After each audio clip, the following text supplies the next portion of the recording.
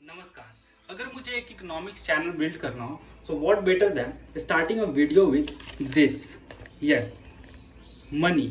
सो किसी भी इकोनॉमी का फ्यूल और ब्लड होता है ये मनी। तो आज की इस वीडियो में हम यही समझेंगे कि हमारे इकोनॉमी में, जो कि modern economy, debt based economy है, उसमें करेंसीज या मनी कैसे क्रिएट होता है, how it is produced, how it is distributed and how it works in this economy, और यहां तक हम कैसे पहुंचे हैं। So I assure you that अगर आप इस वीडियो को पूरा देखते हैं तो आपको इसके ओर देखने की एक नई पर्सपेक्टिव मिलेगी। History of money. सो हम ज्यादा पीछे नहीं जाकर हम 1900 से स्टार्ट करेंगे, जहां से एक मॉडर्न इकोनॉमी स्टार्ट होता है। आफ्टर इंडस्ट्रियल रिवॉल्यूशन 1900s में दो मेजर करेंसीज उभर के आते हैं, that was USD and pound. तो दोनों करेंसीज फिजिकल गोल्ड से बैक्ड थे उस टाइम पे। दैट मीन्स कि उनको एक्सचेंज किया जा सकता था गोल्ड के एवज में। तो in 1900s $1 was equal to 28 grains of gold. So जब वो 1914 में वर्ल्ड वॉर 1 स्टार्ट होता है तो इन इकोनॉमिक्स को पता चलता है कि हमें इंस्टेंटली बहुत से पैसे की जरूरत पड़ेगी टू फंड दिस वॉर्स, जिस वजह से ब्रिटेन बहुत से पैसे छापने लगता है विदाउट गोल्ड बैकिंग। पर धीरे धीरे 1920 के बाद दोबारा करेंसीज स्टेबल होने लगते हैं, उनको दोबारा गोल्ड बैकिंग पे लाया जाता है। पर 1929 के ग्रेट डिप्रेशन के बाद लोगों को बैंक्स पे से विश्वास उठने लगा था, जिस वजह से वो करेंसीज न रखकर वो गोल्ड ही रखना चाहते थे अपने पास, जिस वजह से गोल्ड का डिमांड बढ़ जाता है और बैंक्स के पास गोल्ड खत्म होने लगते हैं। उनके पास से गोल्ड लेकर लोग अपने पास रखने लगते हैं, जिसके बाद यूएस में गोल्ड को अपने पास रखना इन फिजिकल फॉर्म इनलीगल घोषित कर दिया जाता है, और जिस वजह से बहुत से गोल्ड दोबारा इकोनॉमी में या गवर्नमेंट के पास, सिस्टम के पास आ जाते हैं। फिर वर्ल्ड वॉर 2 होता है एंड देन इकोनॉमिक्स को ये पता चल जाता है कि अगर हम गोल्ड को स्टैंडर्ड बना कर रखेंगे तो हम इतना जल्दी ग्रो नहीं कर सकते हैं, हम इतना प्रोड्यूस नहीं कर सकते हैं, क्योंकि हमें उसके लिए गोल्ड लाना पड़ेगा पहले।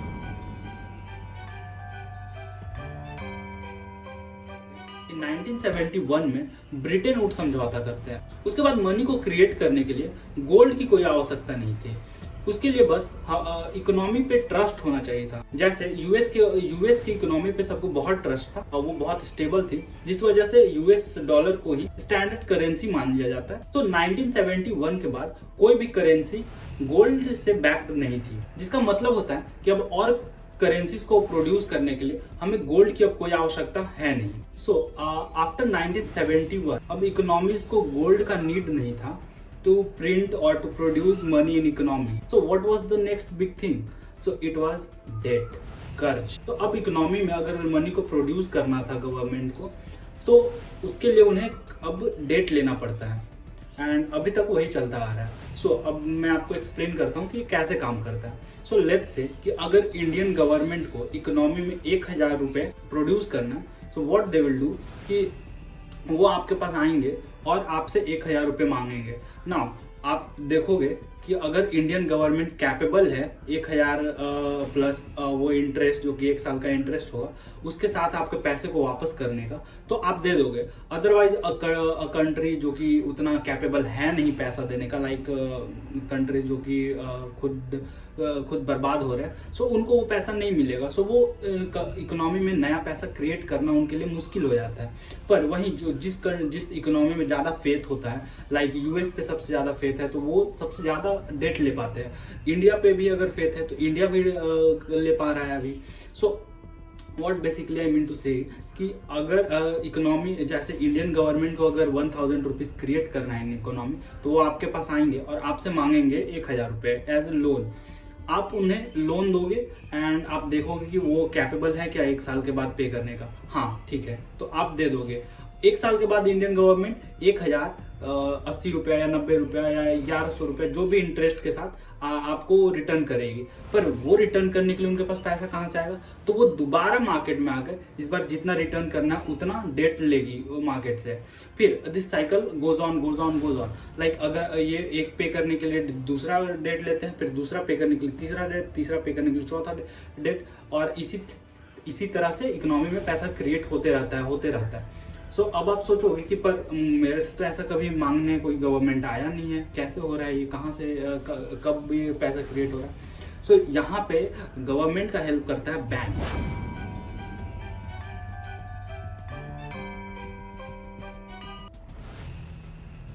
Here is where fractional banking नाम का एक चीज होता है, फ्रैक्शनल बैंकिंग। ना फ्रैक्शनल बैंकिंग में क्या होता है, जब आप अपने पैसे को बैंक में डिपॉजिट करते हो, लेट्स से जब आप 1,000 रुपये अपने बैंक में डिपॉजिट करते हो, सो बैंक्स के पास फ्रैक्शनल अमाउंट ऑफ मनी रखने के लिए आपके बिहाफ पे लाइबल होते हैं वो, और जो बाकी का पैसा होता है वो उसको किसी और को लोन दे देते हैं ना। चलिए समझते हैं इसको अच्छा से कि लेट्स से कि आपके पास 1,000 रुपया था और आप लेट्स से किसी बैंक में जाकर डिपॉजिट करते हो उस पैसा को। जब आप उस पैसा को डिपॉजिट करते हो तो बैंक 1,000 में से 900 रुपए को वो किसी और को, थर्ड पर्सन को वो लोन दे देता है, और 100 रुपए बस वो अपने पास रखता है ना। वो 900 जिसको भी लोन दिया होगा वो बंदा क्या करेगा, वो कुछ सामान खरीदेगा या कुछ भी वो करेगा, पर वो पैसा कहाँ रखेगा, वो दोबारा बैंक में पैसा रखेगा। जब बैंक के पास दोबारा वो एज अ डिपॉजिट आ रहा है 900, सो वो 900 को दोबारा बैंक क्या करता है, अब उसमें से 90 रुपया खुद के पास रख के, जो कि 10% है, और बाकी 810 रुपए को वो दोबारा किसी थर्ड पर्सन को देगा। अब वो थर्ड पर्सन क्या करेगा, वो दोबारा बैंक में डालेगा, and same way this cycle goes on till जब आपका 1,000 को इकोनॉमी में वो एज अ 9,000 वो बना दिया है। And this all everything is on computer, ये सब डिजिट्स के फॉर्म में। सो दिस इज हाउ 1,000 से वो 9,000 रुपया बन गया आपका पैसा, और इस तरह से नया नया पैसा क्रिएट होते रहता है। अब तो क्रिएट कहाँ हुआ इसमें पैसा, लाइक 1,000 को 9,000 कर दिया। सो क्रिएट वहां पे हो रहा है पैसा जब जो सेकंड बंदा लोन लिया वो पैसा अब उस पैसा पे लोन देगा, सॉरी लोन पे इंटरेस्ट देगा, और वो जो एक्स्ट्रा पैसा आ रहा है, जो इंटरेस्ट का पैसा आ रहा है, वो that is a new money that is being created in this whole system. So this is how banks create करते हैं पैसा, नए पैसा को through a function called fractional banking. यहाँ पे एक और चीज आता है कि जो मनी होता है in this form which is in form of currency, ये बहुत ही स्मॉल पोर्शन ऑफ मनी है जो कि इकोनॉमी में, किसी भी इकोनॉमी में होता है। वो कैश के फॉर्म में बहुत ही लिमिटेड अमाउंट में होता है, बहुत कम होता है। जो मोस्ट ऑफ द जो मनी है वो सिर्फ किसी एंट्री के फॉर्म में कहीं पे है, वो सिर्फ डिजिट्स के फॉर्म में कहीं पे स्टोर्ड है।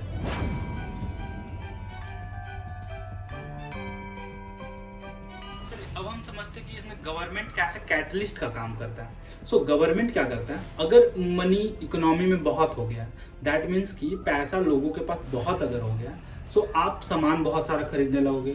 सो हम लोग अपने एग्जाम्पल में इसको समझने के लिए कार से एग्जाम्पल लेते हैं। सो अगर आपके पास बहुत पैसा होगा तो आपका कार का डिमांड जो होगा वो ज्यादा हो जाएगा। तो कार कंपनीज क्या करेगी, कार कंपनीज अपने क्योंकि प्रोडक्शन तो लिमिटेड है या बहुत ही कम नंबर में बढ़ाया जा सकता है, पर अगर सडनली बहुत लोगों के पास पैसा आ जा रहा है तो सडनली कार का डिमांड बहुत ज्यादा हो जाएगा, जिस वजह से कार कंपनीज कार की प्राइस को बढ़ा देंगी। एंड ये जो प्राइस बढ़ाया गया, दिस इज बिकॉज ऑफ कि लोगों के पास बहुत पैसा हो गया, इसलिए वो कार के प्राइस को बढ़ा दिया गया है अब to compensate with the demand and supply. So जो increase in the price of car है वही इन्फ्लेशन है हमारा। जब लोगों के पास ज्यादा पैसा हो जाता है तो डिमांड बढ़ जाता है, डिमांड के कारण प्राइसेस बढ़ जाते हैं ऑब्जेक्ट्स के, और इसी को हम इन्फ्लेशन बोलते हैं ना। गवर्नमेंट क्या करेगा कि लेट्स से कि अगर इन्फ्लेशन बहुत हाई हो गया है, बहुत ज्यादा कार के डिमांड हो गया है, दैट मीन्स कि इकोनॉमी में बहुत सारा मनी प्रोड्यूस हो रहा था, जिस वजह से लोगों के पास पैसा पहुंच रहा था। तो अब गवर्नमेंट को उसको सॉर्ट करना है, मनी को सॉर्ट करना है अगर इकोनॉमी में, तो वो क्या करेंगे, वो इकोनॉमी में सॉर्ट करने के लिए मनी को, इन्फ्लेशन को कंट्रोल में लाने के लिए वो गवर्नमेंट रेट्स को हाइक करेंगे। दैट मीन्स कि अगर आप अब लोन और लेते हो, सो गवर्नमेंट से लोन कौन ले रहा है, बैंक से ले रहा है लोन। सो उनको अगर पहले 10% पे मिल रहा था और अब इन्फ्लेशन के कारण अगर उनको 11% पे लोन मिल रहा है, दैट मीन्स कि अब आपको बैंक 12% पे लोन देगा 1% कमाने के बाद। सो 11 पे पहले आप ले रहे थे पर अब 12 पे मिल रहा है, सो आपको 1% एक्स्ट्रा पे करना पड़ रहा है, जिस वजह से आपके पैकेट से पैसा ज्यादा कम हो रहा है। मतलब आपके पैकेट में कम पैसा बच रहा है, तो आप कार का डिमांड को कम कर दोगे। And this is how car का अगर डिमांड कम होता है तो फिर जो कंपनीज है, कार कंपनीज है, उनको भी अपना प्राइस कम करना होगा या प्राइस को स्टेबल रखना होगा। सो उसके बाद प्राइजेस ऊपर नहीं जाएंगे, जो इन्फ्लेशन है वो कंट्रोल में आ जाएगा। और अगर इन्फ्लेशन बहुत ज्यादा कंट्रोल में आ गया है, इकोनॉमी श्रिंक कर रहा है, तो गवर्नमेंट्स क्या करेंगे, वो रेट को कट करेंगे।